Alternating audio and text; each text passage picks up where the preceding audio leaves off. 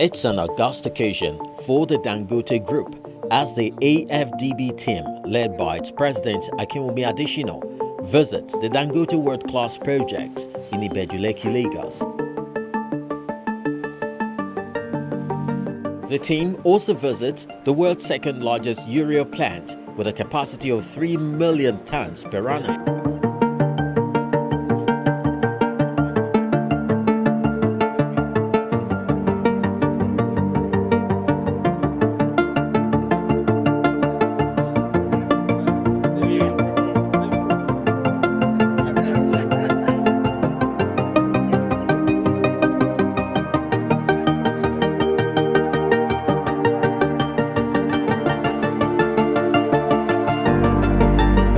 The tour takes him to the largest subsea pipeline infrastructure in the world, 1,100 kilometers, set to handle 3 billion standard cubic foot of gas per day.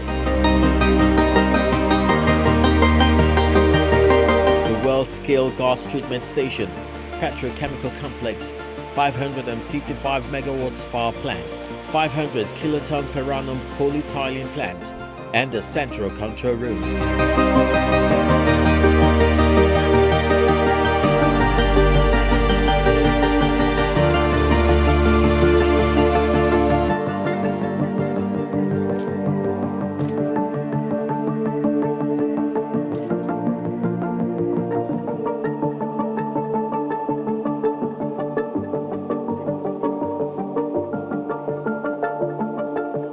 The largest single-train petroleum refinery in the world, sited on 148,900 pilings and with a processing capacity of 650,000 barrels of crude oil in a day.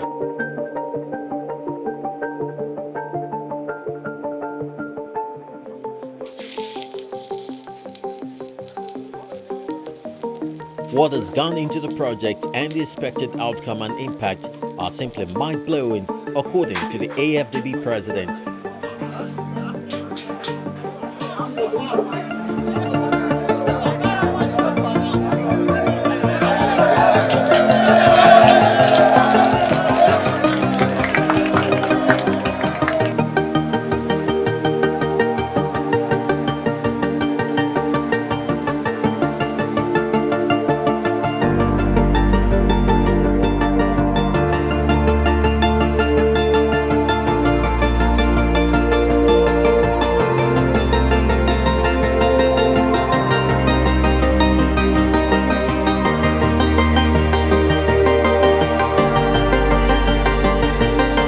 What has gone into the project and the expected outcome and impact are simply mind-blowing, according to the AFDB president. Thank you very much, my dear brother, Alhaji Aliko Dangote, and all your senior leadership of the Dangote Group. It's a delight for me to be here with my wife, Grace, and senior leadership members of the African Development Bank to visit this refinery and petrochemical complex that is here. First and foremost let me focus on the person that I came here to see, which is Alhaji Aliko Dangote. He is quite an inspirational and visionary business leader. And for anybody to have done what I have seen here, I think that person deserves world-class kudos for that. And so let me tell you, what did I see?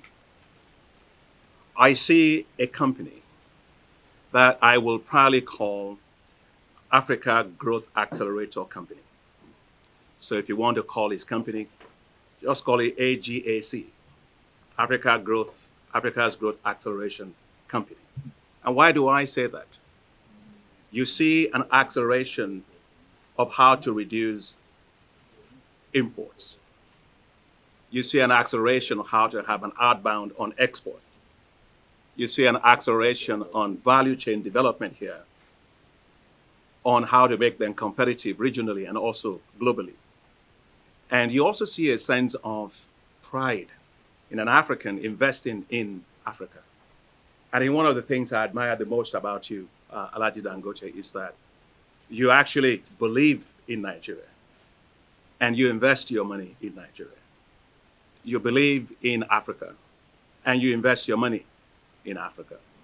Nobody could invest the kind of billions of dollars that is here unless they actually not only have the vision, but also the commitment and the passion for their country.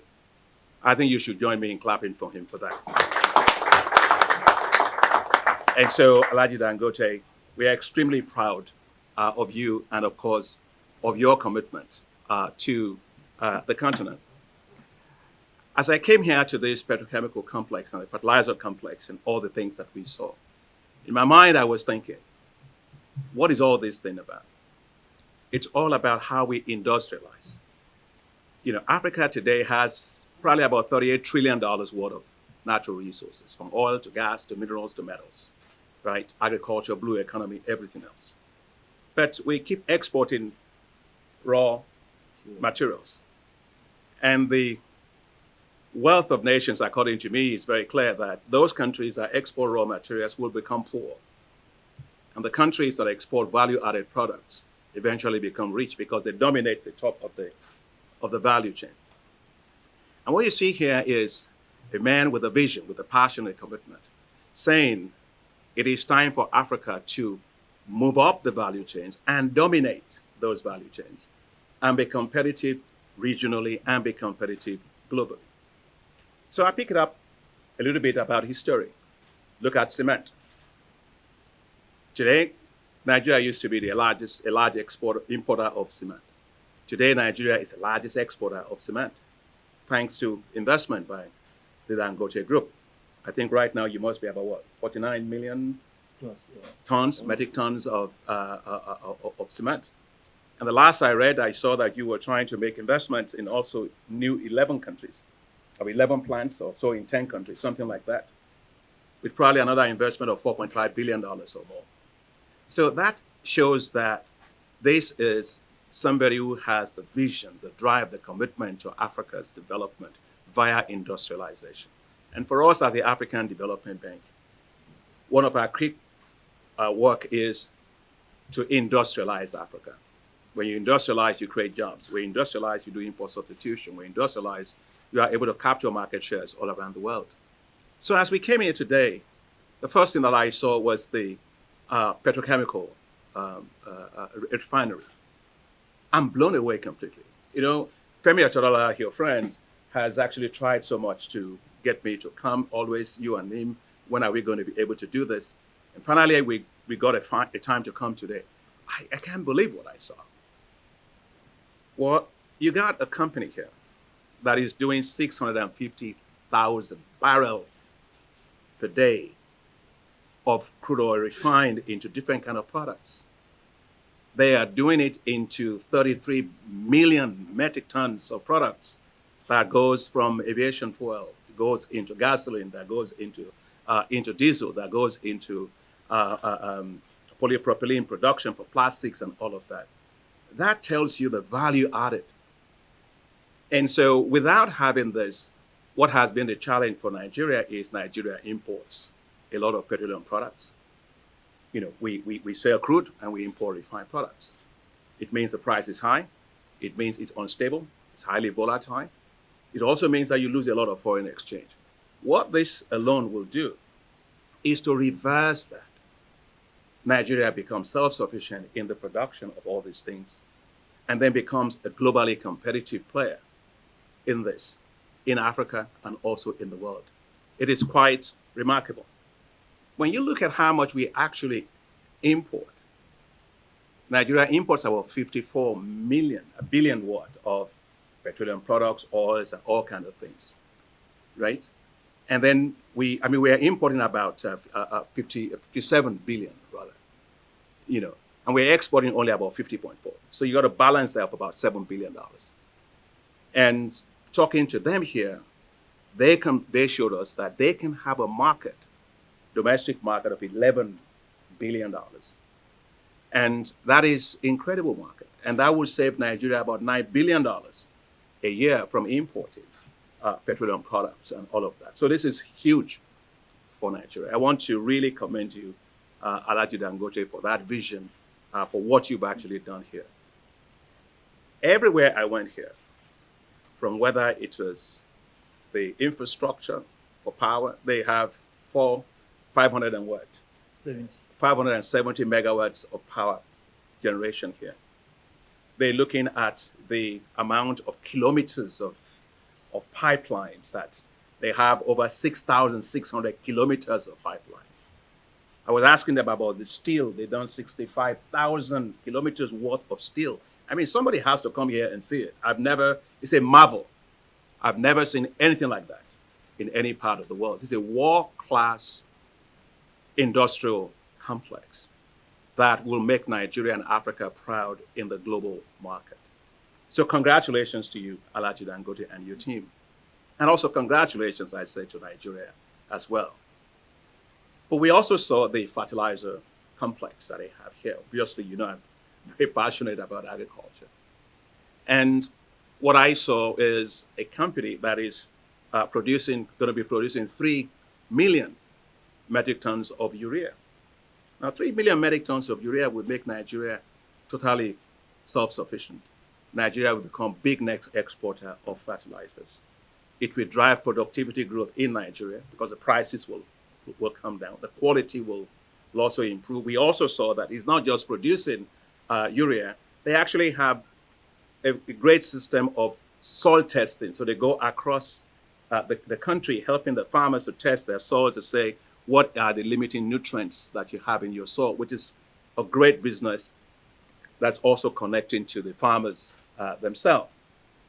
And so this is really impressive because I understand it's the second largest urea manufacturing plant in the world. Again, world. So it's amazing that we're in Africa, I'm in Nigeria, and everything about this place is world-class. World-class businessmen, world-class investment, world-class infrastructure.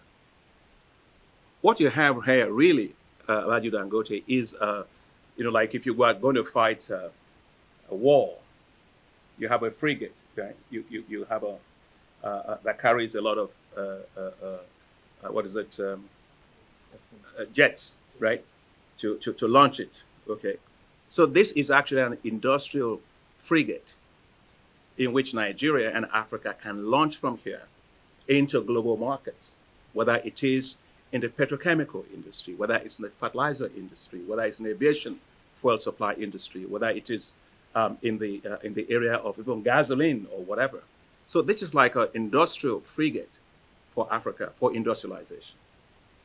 And this is very important in the context of the African continental free trade area. So I can see Nigeria being a dominant player in this through these investments that you have seen here with the Dangote group.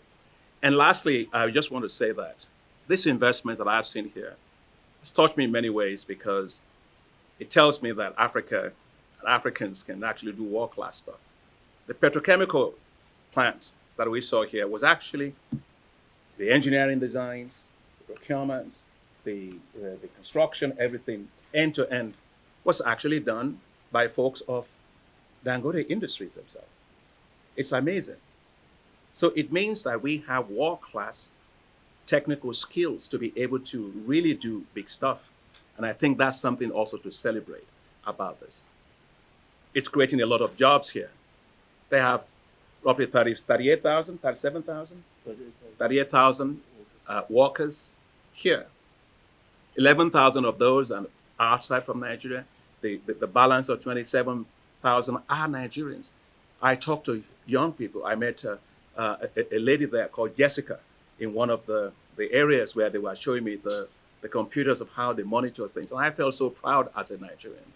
These are young engineers that are actually doing stuff because they are doing world-class stuff. And I was challenging Aliko Dangote to say, how do we turn this into a global thing for Nigeria?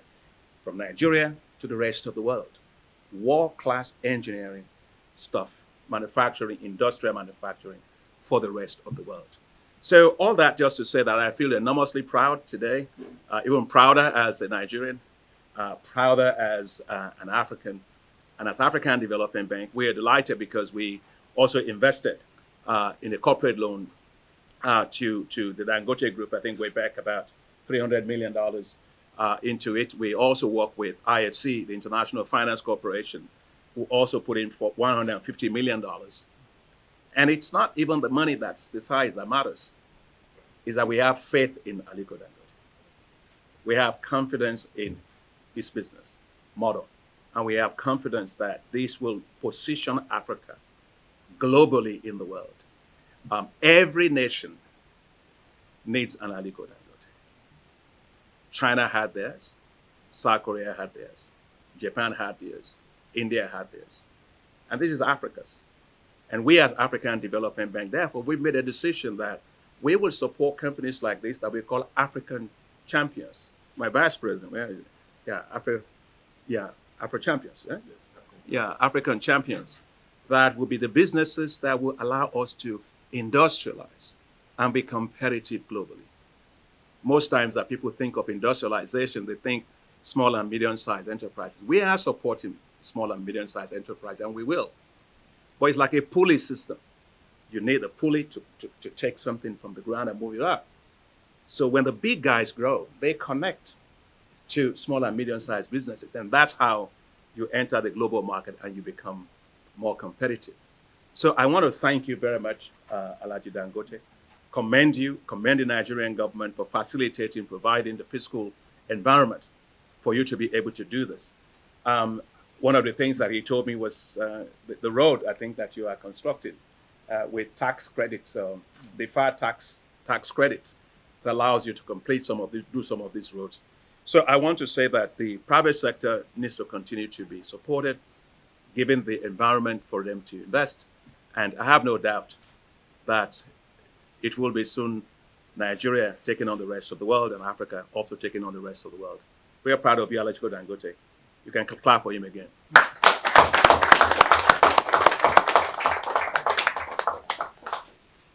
It's clear as part of the government strategy to support the private sector.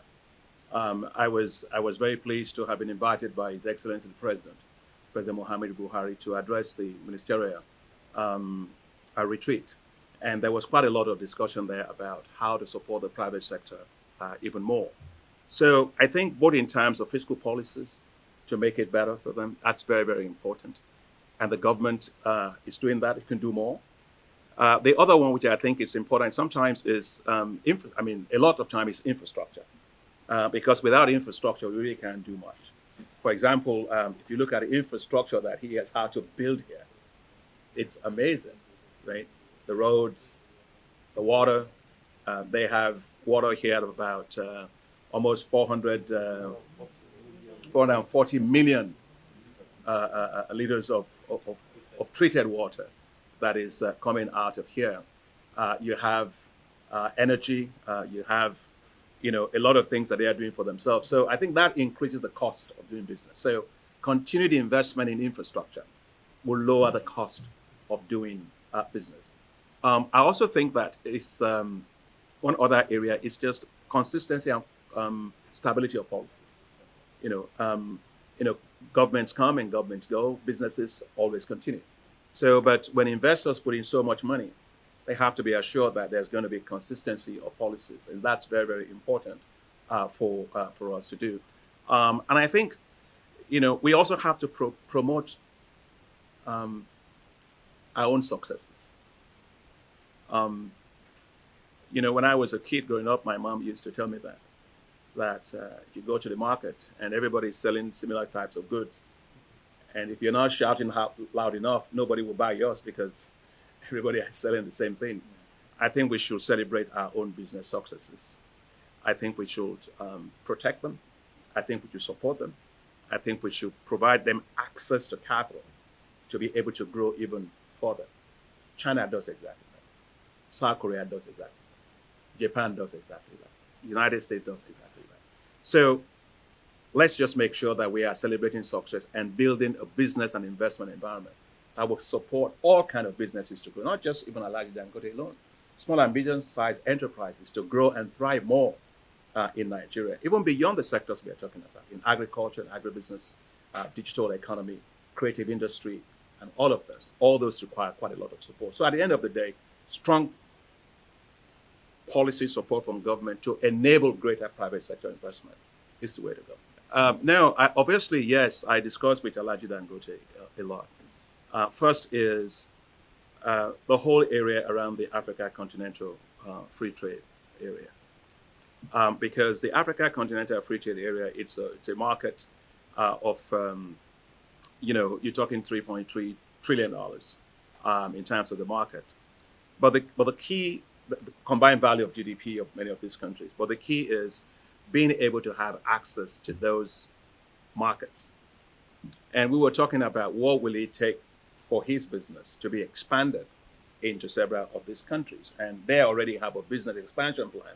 I was just mentioning to you what they were thinking in terms of doing already in cement, trying to do 11 plants in 10 countries.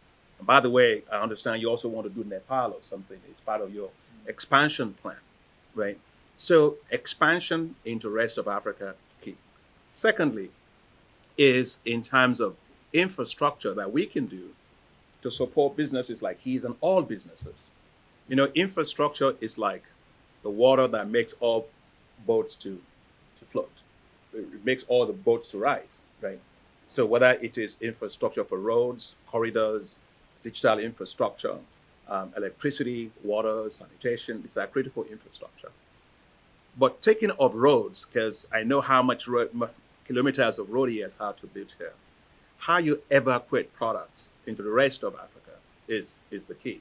We saw in his plant today, the fertilizer plant, they had about 81, there were trucks that were all trying to carry out a urea, sorry? Urea to rest of Nigeria. And the issue is the road network needs to be built better, and a lot is being done already, but also into the rest of West Africa. So the African Development Bank, we worked with the ECOWAS Commission to do a feasibility study which has been completed for the Lagos-Abidjan highway, corridor. And that will open up the entire West Africa area to businesses out of Nigeria into to be able to participate at a lower cost in the rest of Africa as part of the Africa Continental Free Trade Area. The bank is invested, I think, about $428 million on the road between Bamenda in Cameroon, actually linking Enugu to Bamenda in Cameroon, which again would make it easier for evacuation of products, right? And so these are the infrastructure investments that we can make to facilitate business here. And of course, in Lagos, the congestion at the port is also one of the things that we're discussing, that we try to see how we can support, bringing best practices to help Nigerian government to improve that as they want to. And the last thing that I want to say about we discussed is, if you go today and you look at those countries that are doing construction, so you have China, you have Turkey.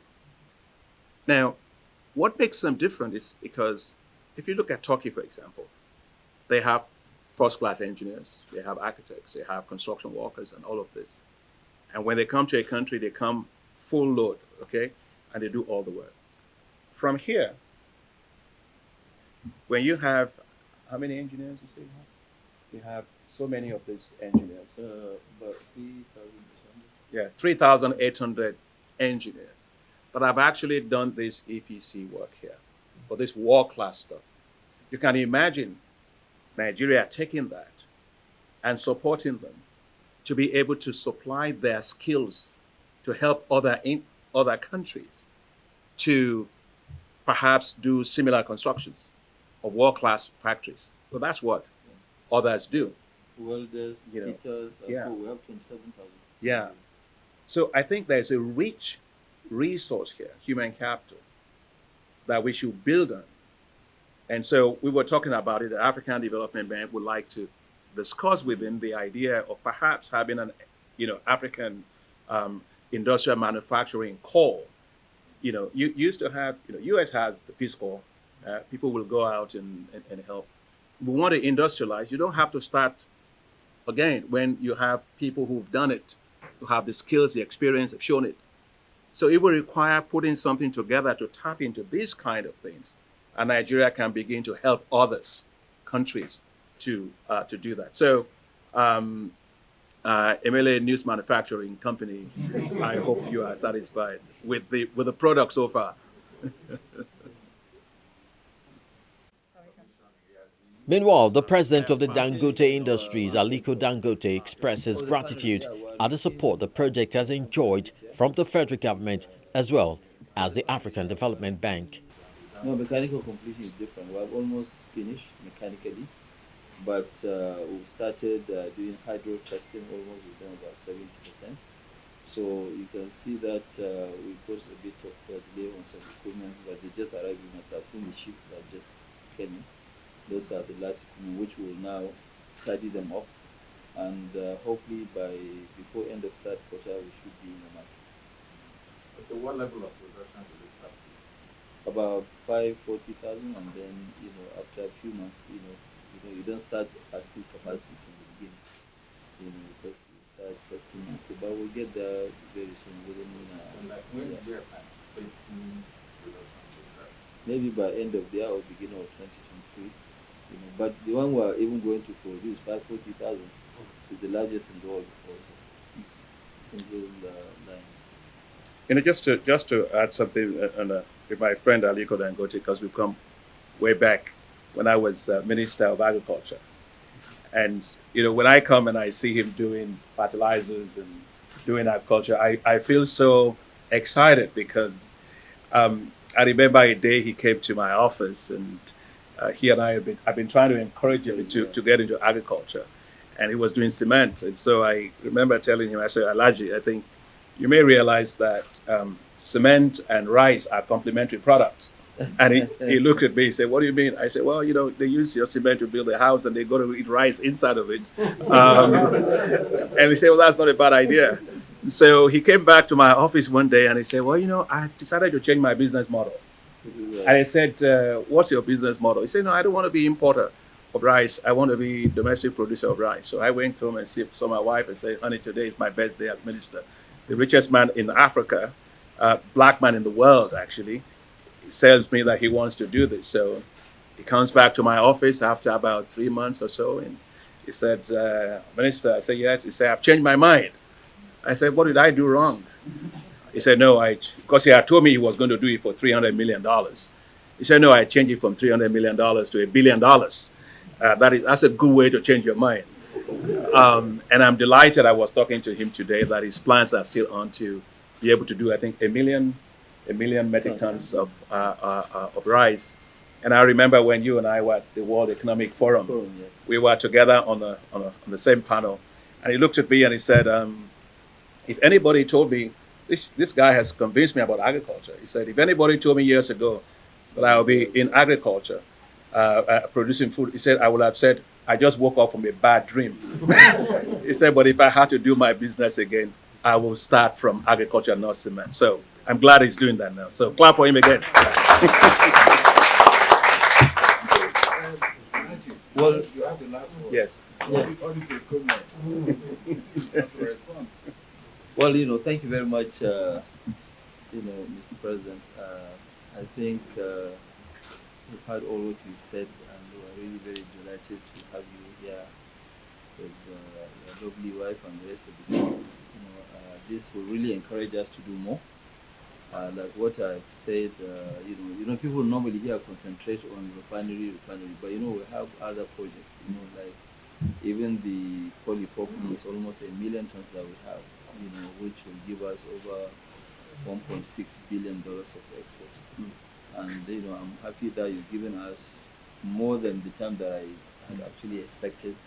I thought you were just going to come here and rush after about 3-4 hours, but you spent 9 good hours with us. So I want to really thank you, lovely wife, and the rest of the team for coming all the way to spend this time. This will actually encourage us to do more. Like what I've said, at the end of the day, after the maturity of all these businesses, we'll end up paying trillions of taxes, to the government. You've heard what our group managing director said earlier when we were having lunch, that people really don't understand that, government collects about 55% of our revenue as taxes, different taxes, you know, value added tax, corporate tax, education tax, withholding taxes when you are paying dividend, so, and we're not really complaining. We're happy that at least we're giving our own best, but also to really thank Mr. President, President Buhari, for having this creation of road tax credit. The road tax credit, yes, is only good for companies that pay a lot of taxes. I mean, for us, uh, even corporate tax by, this year will be in about $250 billion in terms of, taxes. So that can help us to now build a lot of roads, not only for our use, for everybody's use. If you look at what we've done now in, on Isolo. So right now, on Isolo is 10 lanes, which it starts from Apapa infrastructure up to the toll gate between Lagos and Ogun State. And then we are doing the Papulanto one, we are doing the Kaduna bypass, where trucks can easily go to the rest part of the north from Kaduna. We are doing the deep sea port, which is here.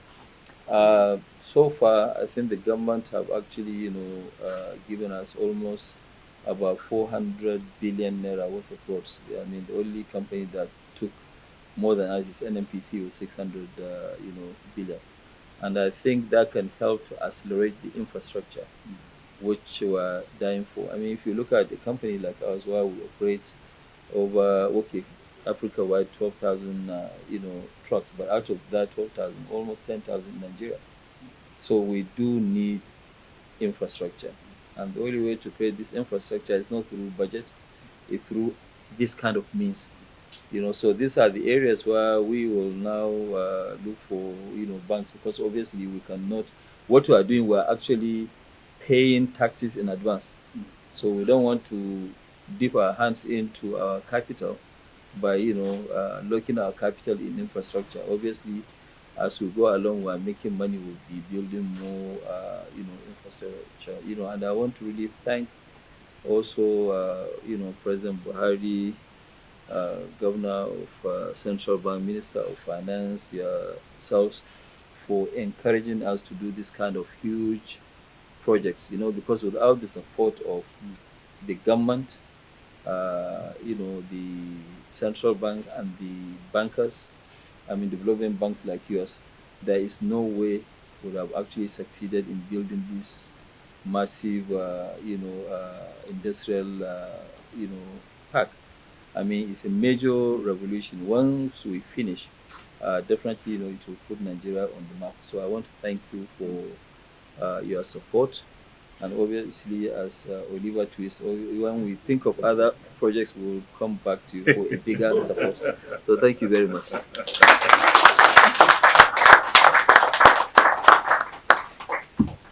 Good. Thank you. According to So go and Aliko make the Dangote, point. the refinery is expected to commence production by the third quarter of 2022.